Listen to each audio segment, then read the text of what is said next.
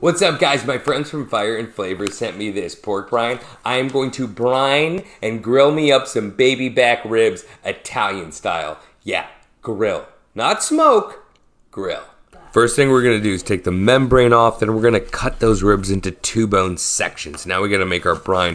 Took about 6 cups of water, 8 tablespoons of brine, mixed it together, got the ribs in there, and they are going to sit for an hour. After an hour, you're going to take them out. I let them sit on a drying rack. Then I threw them on the grill, right over those coals, and you're just going to direct grill them like you're doing pork chops. I aim for a internal temp of about 170 to 180 degrees. You really are just looking for some great color too. Look at that. Now, what I like to do with ribs, even if I'm grilling them, is I like to let them rest. So I'm going to put them in butcher paper, and I'm going to put a little sauce on it. Now, this sauce, olive oil, garlic, rosemary, lemon juice.